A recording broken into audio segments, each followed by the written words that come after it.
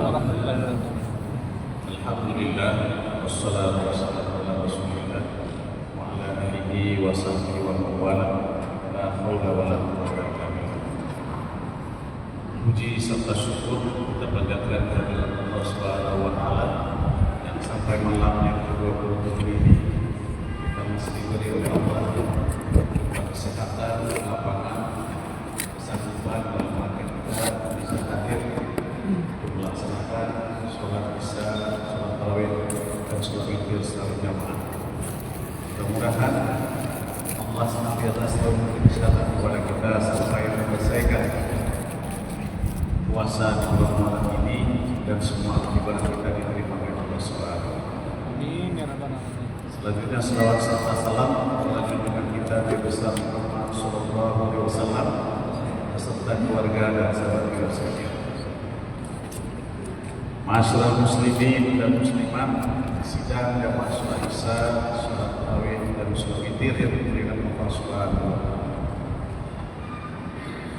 Mudah-mudahan ceramah singkat ini tidak mengulang apa yang sudah disampaikan oleh para ustadz sebelumnya, dan saya usahakan sesingkat mungkin dan mudah-mudahan semua itu juga bisa kita pahami secara bersama-sama.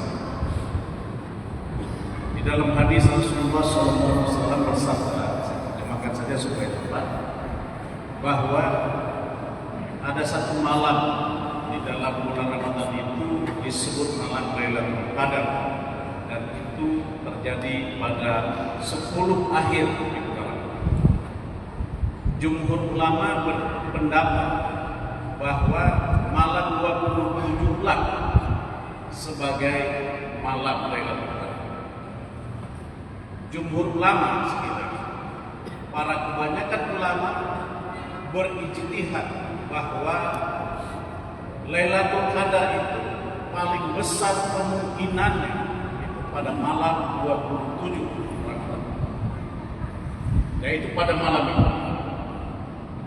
Oleh karenanya keistimewaan bulan Ramadan itu banyak sekali keistimewaan. Nah, malam ini cuma 2 saja saya sampaikan. Pertama, keistimewaan bulan Ramadan itu yang harus kita lakukan supaya kita bertemu dengan Lailatul Qadar.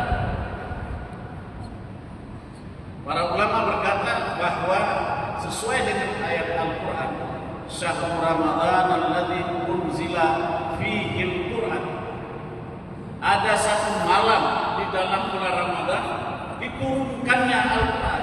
Bahkan bulan Ramadan adalah bulan yang paling banyak diturunkannya ayat Al-Quran. Maka tugas kita adalah memuliakan Ramadan dengan membaca Quran. Ini tugas. Dan ini menjadi sekaligus kewajiban. Sejak Ramadan masuk sampai berakhirnya Ramadan, maka kita menunjukkan kecintaan.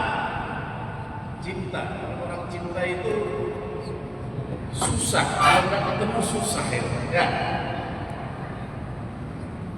Kalau ada seorang laki-laki senang atau seorang suami sangat cinta kepada istrinya, maka pasti secara psikologis itu terganggu jiwanya kalau tidak ketemu dengan istrinya. Maka bukti cinta kita kepada Ramadan adalah gelisah hati tak kala kita tak baca Quran. Namun analia menyahana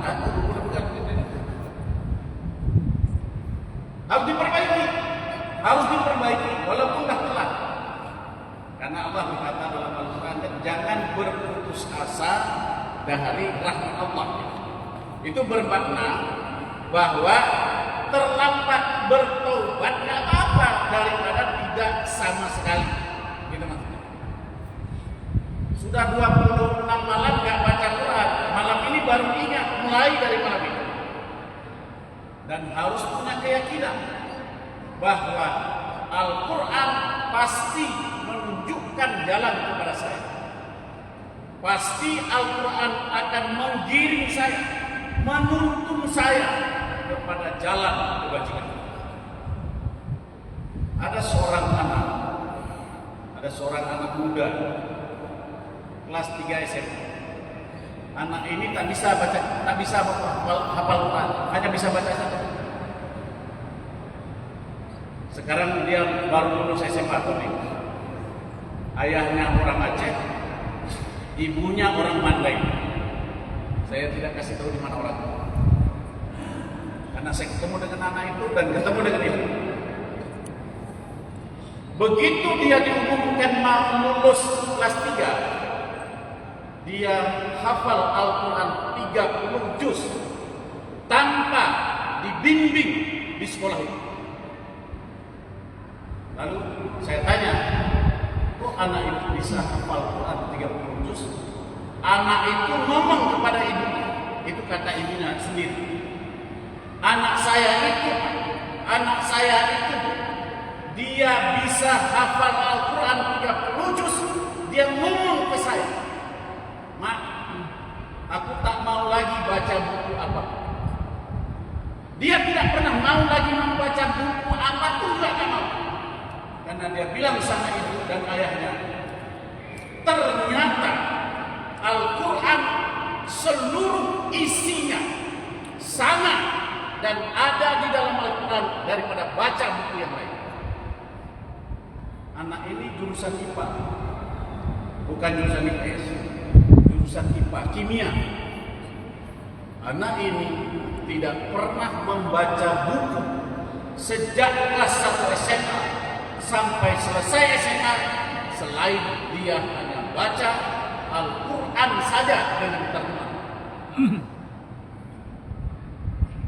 Saya ingin mengatakan bahwa Al-Quran ternyata kalau kita cinta betul, senang kepada Quran, cinta kepada Quran, haus kita dengan isi Quran, kita baca, maka Al-Quran pasti menjadi penerang dalam hidup kita. Ini diperbaiki. Kalau kita nggak memperbaiki, maka sungguh kebenaran akan sulit kita. Kenapa? Karena Allah sudah sebut dalam Al-Quran, Syahrul Ramadan alladzi unzila fihi al-Quran hudal linnas wa bayyinatin minal huda wal furqan. Petunjuk bagi manusia dan pembeda. Ini menjadi masalah. Pembeda antara yang benar dan yang salah. Tadi sore saya jalan di sebuah jalan, tidak saya kasih tahu di mana tempatnya di Lansai, dekat rumah saya. Jadi tidak saya kasih tahu, jauh dari rumah saya kira-kira 300 meter. Di waktu belum ada orang, tempat itu bersih. Belum naurundu, belum ada orang duduk, ada bangunan bersih tempat itu. Yang menjadi masalah sekarang, setelah orang berada di situ dan orang banyak di situ dan di situ sekelilingnya orang paham agama, tempat itu menjadi jorok dan pertanyaannya, al-Islam nadhifun fatanaqqu fa innahu la yadkhulul jannata illa nadhif. Bagaimana sesungguhnya yang disebut bersih atau suci dalam Islam?